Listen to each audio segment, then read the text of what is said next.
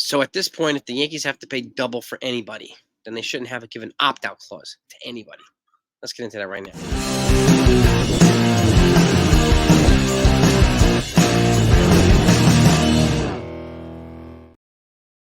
Hey everybody, hope you're doing well. So the Yankees were off yesterday. They play the Pirates today. The Pirates are in town, and I have tonight's lineup for you too. They play at 6:35 tonight. But it's a lot of talk about the Yankees. They're still looking for another. They made it clear they're looking for another to add starting pitcher, whether it be now or at the trade deadline. And at this point, who's going to represent the type of value that they need, right? Not just an extra arm, the value that they actually need.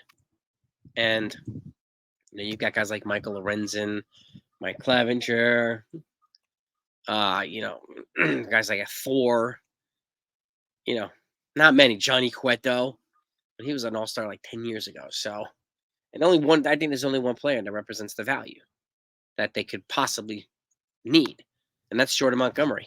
Okay, now we don't know if he's willing to come back, but we do know that he's frustrated that he's not signed. Okay, and the fact is, do you know that got the biggest contract for Scott Boras clients? Jung-Hoo Lee, South Korea.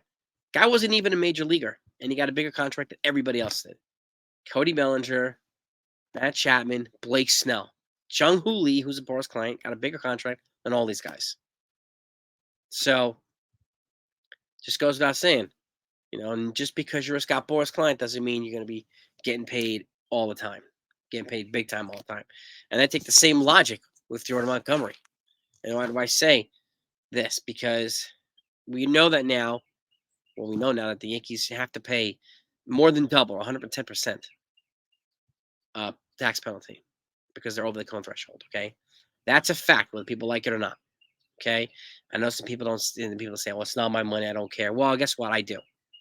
Okay, and I also want to. I'm hoping that they make smart business moves at this point too, so that they're not hamstringing themselves in the future as well. They have an opportunity to re-sign a generational player. Last thing I want is for them to compromise that. Okay, which is why I was glad to see Blake Snell signing with the Giants and that saga being over. But Jordan Montgomery's still out there. Okay, I would not personally go beyond $20 million per year for him, but I know he's probably going to get that. And 3 or 4 years tops. We heard rumors of 7 years, but again, at this point, if the Yankees are going to pay double, why would you give an opt-out to somebody? Have them opt out after a year and test the market again? Why would they do that? As fans, our expectations are not the Yankees' obligations. I said this before, and people don't like hearing that. Well, we don't like being told how to fan. Well, guess what? The Yankees owners don't like being told how to own.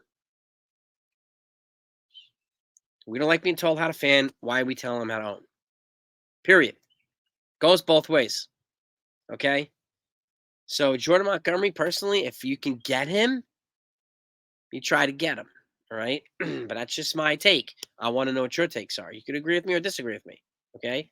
Jordan Montgomery's not attached to draft picks and international free agent money and all this stuff. He's just attached to double the money, just like anybody else would be too. Lorenzen and so on. He would be more expensive than Lorenzen, more expensive than any of these guys that are available. Okay?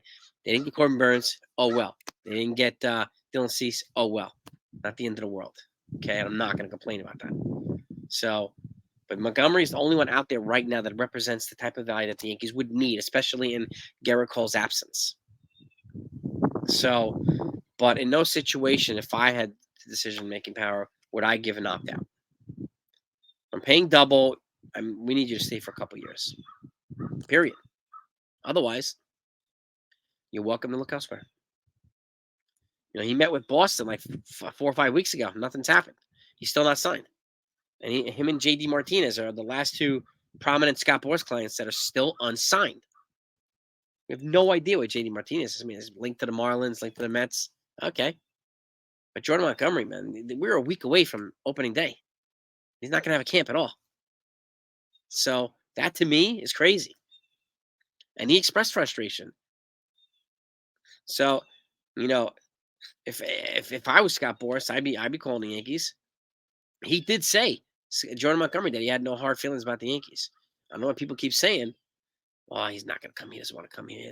Blah, blah, blah. He said it himself. that he didn't have any beef or hard feelings. Now, if he was lying, then that's on him, honestly.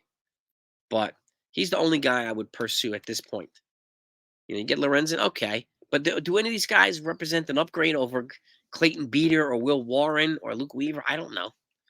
Jordan Montgomery is the only guy to me that actually represents a noticeable upgrade in production, and he's already 180 innings guy every year. So that's the type of guy at this point. If you're going to pay top dollar, get the best product that's out there, and one that doesn't have 8 different things tied to him. But we'll see if they do that. I don't know. I mean, he's still out there, so it can't hurt them to do that. But if they choose not to, then they choose not to, right? So, but again, I want to know what your take is. This is an interesting one because it's like we're a week away from opening day, and the start of it, one of the stars that led the Texas Rangers to the World Championship is still not signed. And Blake Snell, the 2023 Cy Young Award winner, just signed like 3 days ago. Like, this isn't pure insanity. But this is part of being a Scott Boras client, part of being in his stable. So, but at this point, you're going to have to take a prorated deal, most likely. And this is why I try to capitalize and say, forget the opt-outs, man. It's no longer on your terms, man. Your client is frustrated. We don't get a camp. We don't get to build them up the way we want to. So you do not get any opt-out clauses. This is where you play hardball with Scott Boras. Get him by the jugular. He's always had his team by the jugular. It's payback time now. No matter if he represents Juan Soto next year or Corbin Burns and blah, blah, blah. There's no reason to take it in the chin again. But again, your opinion could be different. I want to know what it is regardless. So if you're not subscribed, make sure you subscribe to the channel before you leave. And hit the notification and the like button too. I thank you so much for that. Now let's get into tonight's lineup. And guess who's back in the lineup? Yes, indeed, a captain. Gleyber Torres is leading off at second base. Juan Soto is batting second in right field. The captain, Aaron Judge, back in there batting third in center field. Giancarlo Stanton batting cleanup at DH. Anthony Rizzo's batting fifth at first base. Anthony Volpe's batting sixth at shortstop. Alex Verdugo batting seventh in left field. Jose Trevino's at the dish, batting eighth. And Kevin Smith batting ninth at third base. He could be one of the bench pieces. And there, the Yankees they're clearly looking to still finalize their bench. He could be one of these guys. And on the mound, toeing the slab, you know who it is. Luke Weaver. That's right, baby. So we'll see what type of steps he takes here. He's one of the guys that the Yankees brought in to be some stability, some protections for the rotation and the bullpen. So he could be one of our long relievers or one of our swingmen. Okay? So I'm looking forward to seeing what he can do. But with that said, there's only one guy I would seriously consider making a run at, and that's Jordan Montgomery. He's familiar with the Yankees. And again, even if the Yankees say, you know what, we shouldn't have traded you or whatever, say you're sorry. Whatever you got to do. You don't need to do it publicly. If that's what needs to be done, you do it to him. That's his business, not the fans' business. Okay?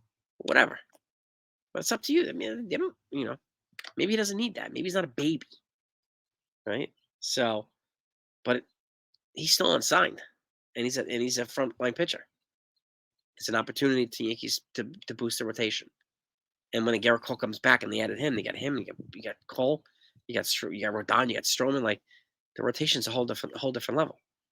But it also gives you padding so that Cole can be eased back in instead of throwing him right to the Wolves.